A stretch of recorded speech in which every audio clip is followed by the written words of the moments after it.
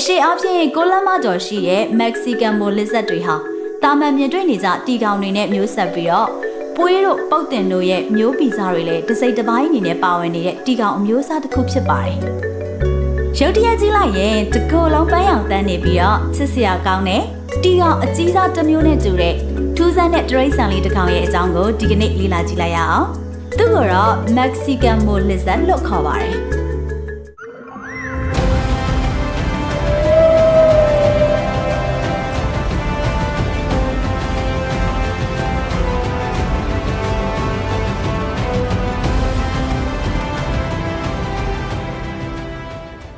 ပုံမှန်တဲ့အဖြစ်ကတော့တီကောင်လိုတွားသွားတတဝါမျိုးဖြစ်ပေမဲ့ထူးခြားတာကသူ့ရဲ့ဦးခေါင်းသားမှာတင်းငယ်တဲ့လက်လေးနှစ်ဖက်ရှိနေပြီး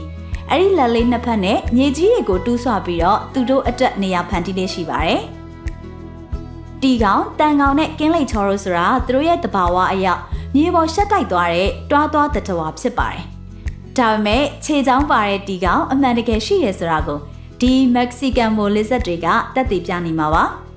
တနေရာနဲ့တနေရာကူလူသွားလာဖို့အတွက်အဲ့ဒီလက်လေးနှစ်ဖက်ကိုအသုံးပြုပြီးတော့ရွှေလျားသွားလာတတ်ကြပါတယ်။ဒီလက်တစ်စုံကြောင့်ပဲ Mexican Mole လို့အမည်ရလာတာပါ။သူ့ရဲ့လက်တွေတိဆောက်ပုံဟာပွေးတတဝါမိုတွေရဲ့ရှည်လျားတဲ့လက်ချောင်းကြီးမားတဲ့လက်ဖွားနေရာနဲ့လက်သေးတွေရှိနေတာဟာမယုံကြည်နိုင်လောက်အောင်တူညီလို့နေပါတယ်။အရှိအဖြစ်ကိုလမကျော်ရှိတဲ့ Mexican Mole Lizard တွေဟာတာမန်မြင်တွေ့နေကြတီကောင်တွေနဲ့မျိုးဆက်ပြီးတော့ပွေးတို့ပုတ်တင်တို့ရဲ့မျိုးပီစားတွေလည်းတစ်စိတ်တစ်ပိုင်းအနေနဲ့ပါဝင်နေတဲ့တီကောင်အမျိုးအစားတစ်ခုဖြစ်ပါတယ်။ဦးခေါင်းပုံစံအပြင်ခလုံးလုံးတတန်ရှိပြီးပန်းရောင်တန်းနေတဲ့ခန္ဓာကိုယ်ပေါ်မှာတော့ဝက်ဥရစ်လိုအရှစ်တွေနဲ့ပြည့်လို့နေပါတယ်။ဒီချစ်စရာကောင်းပြီးတော့သေးငယ်တဲ့ lizard တွေဟာအဓိကအားဖြင့်ကယ်လီဖိုးနီးယားပြည်နယ်ရဲ့ဘာဂျာမှာနေထိုင်ကြပြီးတော့ပူပြင်းတဲ့ကြောက်ဆောင်ခန္ဓာရတွေကသူတို့အကြိုက်ဆုံးနေရာတွေပဲဖြစ်ပါတယ်။သူတို့ရဲ့အချိန်တော်တော်များများကိုမြေအောက်မှာသာကုန်လွန်စေပြီးဆာဟာရာမှာရှိတဲ့သဲခန္ဓာရနဲ့ဆန့်ကျင်ဘက်ဖြစ်တဲ့ကြောက်သားခန္ဓာရတွေထဲမှာပဲအသက်ရှင်နိုင်တဲ့အတွက်ကြောင့်သူတို့ကိုမြင်နိုင်မှုအတွက်ကတော့တကယ်ကိုကြုံတော့ကြုံခဲ့ပါပဲ။ကယ်လီဖိုးနီးယားကဘာဂျာကတော့ခန္ဓာရတစ်ခုဖြစ်ပြီးတော့ဒီမြေထဲပင်လယ်ရဲ့ရာသီဥတုဟာနွေရာသီမှာအပူချိန်49ဒီဂရီစင်တီဂရိတ်ထိရှိပါတယ်။ဒီအပူချိန်ကြောင့်ပဲ lizard ဆိုတဲ့တွားသွားတတဝါလေးတွေဟာအချိန်များစွာမြေအောက်ထဲမှာနေထိုင်ကြတာပဲဖြစ်ပါတယ်။ဒါ့အပြင်သူတို့ကအသားစားတတဝါတွေဖြစ်ပြီးတော့ပရွက်စိတ်ချ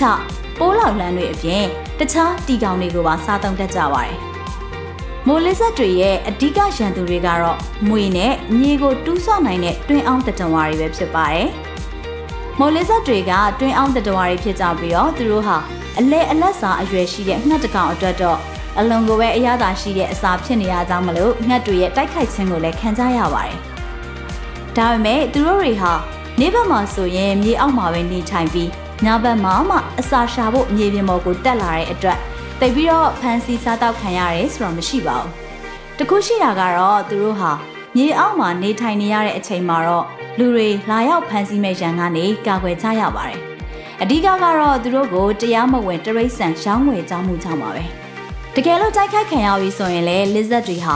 သူတို့ရဲ့အမီးကိုဖျက်ပစ်လိုက်ပြီးတော့ပြတ်သွားတဲ့အမီးတွေကိုတဲအောက်ကသူ့တွင်းဝင်ပေါက်ကိုပိတ်ဆို့လိုက်ပြီးတော့သူတို့ကိုလိုက်လံဖမ်းဆီးသူတွေကိုအထဲဝင်လာလို့မရအောင်လှုပ်လိုက်နိုင်ကြပါတယ်။ထူးခြားတာတစ်ခုက lizard တွေရဲ့အမီးတွေဟာပြတ်သွားတာမျိုးဖြစ်လာခဲ့ရင်တော့မှအသစ်ပြန်ဖြစ်စေနိုင်တာပါပဲ။ဒါပေမဲ့ဒီလိုလုပ်ခြင်းကချွတ်ယွင်းချက်တစ်ခုတော့ရှိနေပါတယ်။သူတို့အမီးတွေကတစ်ကြိမ်သာဒီလိုလုပ်နိုင်မှဖြစ်ပြီးတော့အဲဒီနောက်မှာတော့ပြန်လည်မကြီးထွားနိုင်တော့ပါဘူး။ဒီတွားသွားတတဝါတွေဟာအပြင်လောကမှာဘလောက်အထိရှင်သန်ပြီးတော့ဘလောက်အထိအသက်ရှင်နိုင်တယ်လဲဆိုတာဘယ်သူမှသိချာမသိကြပါမဲ့ဒီမျိုးစိတ်တွေကိုလှောင်အိမ်ထဲမှာထားပြီးမွေးမယ်ဆိုရင်တော့3နှစ်အရောက်မှာတည်သွားပါလိမ့်မယ်။သူတို့ကအင်းဆက်ပိုးမွားချားနဲ့တခြားကပ်ပါးကောင်တွေကိုစားတောက်ဖြက်စီးလေးရှိတာကြောင့်မလို့မိုလစ်ဇတ်တွေကဂေဟစနစ်အတွက်တထောင်တနေရာကနေအထောက်အကူပြုနေတဲ့သက်ရှိတွေလို့ပြောမယ်ဆိုရင်လည်းမမှားပါဘူးရှင်။ဒီလိုစိတ်ဝင်စားစရာကောင်းတဲ့ဇလန်းအကြောင်းအရာတွေမှတ်သားစရာကောင်းတဲ့ဘူးတုဒဖြစ်ဖွယ်ရာတွေကိုတော့ဇလန်းရဲ့ podcast channel YouTube channel နဲ့ Facebook page တို့မှာနားဆင်လေ့လာနိုင်ပါတယ်ဗီဒီယိုအသစ်တင်တိုင်းသိရအောင်ဇလန်းရဲ့ Facebook page ကို like and follow လုပ်ပြီး share ပေးသွားကြပါအောင်ခင်ဗျာဇလန်းကိုအားပေးကြတဲ့ပရိသတ်တယောက်ချင်းစီကိုလည်းကျေးဇူးအထူးပဲတင်ရှိပါတယ်ဇလန်းမှတင်ဆက်တယ်